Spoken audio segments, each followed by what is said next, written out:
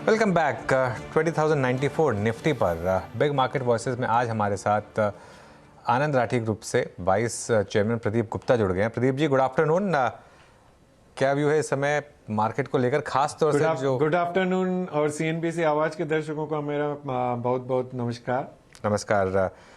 Market पर अब क्या व्यू बन रहा है आपका, कंसिडरिंग जो वॉलेटिलिटी रही मिड कैप में पिछले 2 दिनों में इतनी बड़ी रैली के बाद?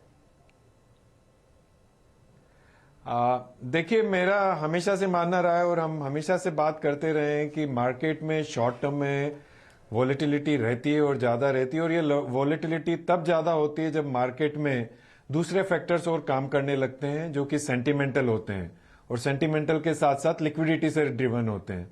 तो अभी इस मार्केट में देखा जाए तो एक बहुत ही अच्छा मौका देखने को मिल रहा है, जहां पे आपके लिक्विडिटी भी अच्छी है, जहां पे सेंटिमेंट्स ऑलमोस्ट पॉजिटिव चल रहे हैं, और वैल्यूएशन मतलब रीजनेबली गुड है, बहुत ज्यादा एक्सपेंसिव नहीं है, और कॉर्पोरेट रिजल्ट्स या ओवरऑल ग्रोथ के फैक्टर्स देखें तो वो भी साइमल्टेनियसली इस मार्केट में अच्छा रोल प्ले कर रहे हैं। तो एक ये समावेश जो देखने को मिल रहा है, एक जो मिश्रण देखने को मिल रहा है, short term and long term दोनों एक्टिविटीज साथ साथ चल रही है, और उसी की वजह है कि हमने देखा मार्केट में एक बहुत अच्छी रैली पिछले कुछ दिनों से देखने को मिली, और मोर स्पेसिफिकली मिड कैप और स्मॉल कैप, जहां पे ओरिजिनली पहले थोड़ा सा छूट गया था या पिछड़ गया था या लोगों ने कम देखा था, तो वैल्यूएशन कैचअप की एक्सरसाइज होनी शुरू हुई, और वहां पे अच्छे तेजी देखने को मिली हमें कुछ समय में। अभी आपका ये जो परसों एक हादसा हुआ था सर, जो हायर लेवल से लगभग 1300 पॉइंट हम लुढ़के मिड कैप्स में, इस डिप में मतलब जो चीज़ें अनचेजेबल हो गई थी, बहुत सारी चीज़ें अगर आप देखें फिर चेजेबल हो गई, कुछ बैंक्स, कुछ रेलवे स्टॉक्स और कुछ कैपिटल गुड्स कंपनियां। आप लोगों ने इस डिप में कुछ शॉपिंग करी या फिर क्लाइंट्स को कुछ सजेशंस दिए कि क्या ग्रैब करना चाहिए लोअर लेवल्स पे? हालांकि इतने लोअर लेवल्स नहीं थे, it's was hardly I think 1300 point drop. क्या चेज कर रहे हैं आप लोग इस वक्त सर मिड कैप में?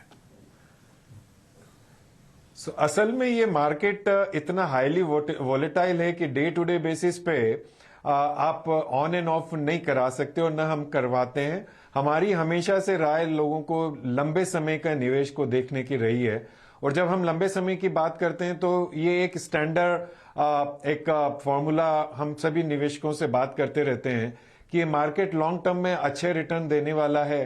तो कभी भी आपको इस तरह की अनियमितता दिखती है बाजार में, या इस तरह का फॉल दिखता है, तो those are the fall which is a right opportunity, और सही समय है वापस इस मार्केट में निवेश करने का। तो हमारे यहाँ पे से जो सलाह हमेशा कंस्टेंटली और कंटिन्यूसली यही रहती है कि जब भी आप डिप देखें अच्छे से निवेश करें, अदरवाइज कॉन्स्टेंटली इस मार्केट में निवेश करते रहें। तो उस सलाह के बेसिस पे जरूर हमारे यहाँ पे भी निवेशकों ने खरीदारी की हुई है, और मेरा ये मानना है जिन जिन ने भी उस दिन खरीदारी की उनको अच्छे रिजल्ट्स शॉर्ट टर्म में भी मिल गए हैं, लॉन्ग टर्म में तो ऑब्वियसली मिलेंगे। उस डिप में मंगलवार का जो डिप आया था उसमें सबसे ज्यादा बड़ी चिंता यही थी प्रदीप जी कि अब क्या पीएसयू स्टॉक्स में एक डीपर करेक्शन आता हुआ दिखाई देगा, स्पेशली जैसे वो स्टॉक्स टूटे थे, लेकिन वहां पर एक पुलबैक आया है। इधर आपका गट क्या कहता है कि अभी भी क्या रूम है और गेन्स का पीएसयूज में, जिस तरह की पॉलिसी लेवल चेंजेस होते हुए दिखाई दे रहे हैं, उसका फायदा मिलेगा इन कंपनियों को?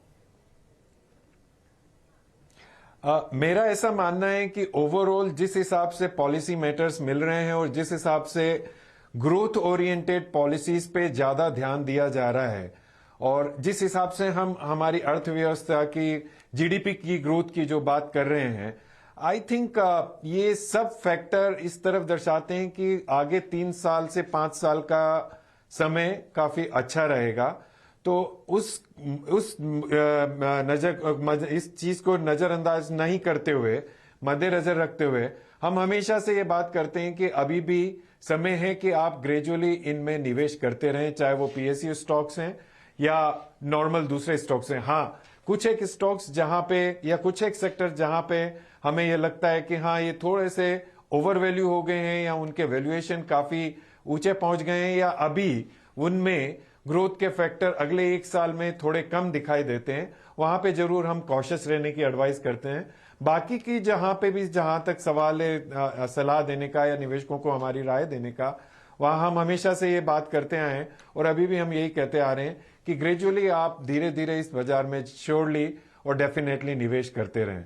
और उसको अगर मैं इसी चीज को अगर मैं दर्शाऊं तो आई थिंक अभी म्यूचुअल फंड का डेटा देखा है, इक्विटी म्यूचुअल फंड में ऑलमोस्ट 20,121 करोड़ का इनफ्लो अगस्त में हमने देखने को मिला है, जो कि एक बहुत बड़ा है। और आई थिंक ग्रेजुअली इन्वेस्टर और निवेशक ये समझने लगे हैं कि हाँ, लंबे समय में बाजार में रहना है और कमाना है तो कॉन्स्टेंटली धीरे धीरे निवेश करते रहना चाहिए। मार्केट की रैली में कुछ स्टॉक्स ने बहुत बड़ा रोल प्ले किया है, जैसे एक लार्सन एंड ट्यूब्रो, पूरा कैपिटल गुड स्पेस, लेकिन लार्सन क्लियरली स्टैंड आउट करता है। ये स्पेस क्या आपको लग रहा है यहाँ से भी इन्वेस्टर्स को रिवॉर्ड करेगी? मैं तो यही मानता हूं कि यहां से भी ग्रोथ रहेगी, क्योंकि जो आज की तारीख में सेक्टर्स में अगर हम पॉजिटिविटी देखें तो इंफ्रा से रिलेटेड स्टोरी हमेशा से कायम रहेगी, क्योंकि इंफ्रास्ट्रक्चर में और कैपिटल काफी इनपुट हो रहा है, गवर्नमेंट की काफी नजर है, वहां पे स्पेंड भी हो रहा है।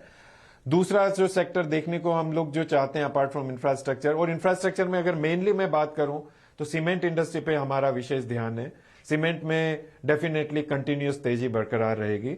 इसी तरह फार्मा, एफएमसीजी और आईटी, जहां पे कम तेजी आई है पिछले कुछ समय में, आई थिंक ये सेक्टर ऐसे हैं जहां पे मुझे लगता है काफी अच्छे बढ़ाव देखने को मिल सकता है आने वाले समय में। आप कह रहे हैं सीमेंट और साथ ही साथ टेक्नोलॉजी काउंटर्स में एक मूव आता हुआ दिखाई देगा।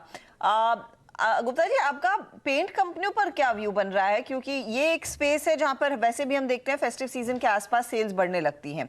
दूसरी तरफ एक और बड़ा प्लेयर इस मार्केट में उतरता हुआ दिखाई देगा, उसका क्या इम्पैक्ट रह सकता है? कुछ मार्केट शेयर इरोड होगा क्या एग्जिस्टिंग प्लेयर्स का?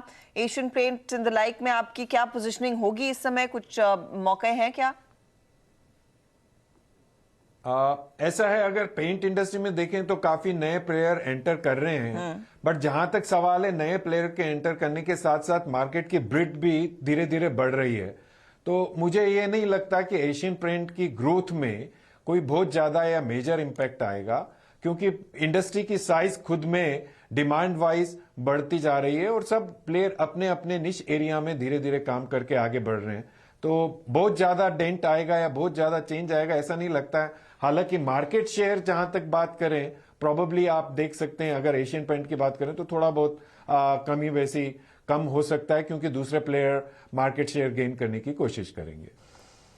ओके, चलिए प्रदीप जी, बहुत बहुत शुक्रिया आज हमारे साथ जुड़ने के लिए और हमसे बात करने के लिए। अच्छा लगा आपसे बात करके। धन्यवाद। आनंद राठी ग्रुप से ये व्यू। अब एक काम करते हैं, जरा मार्केट पर एक नज़र डालते हैं और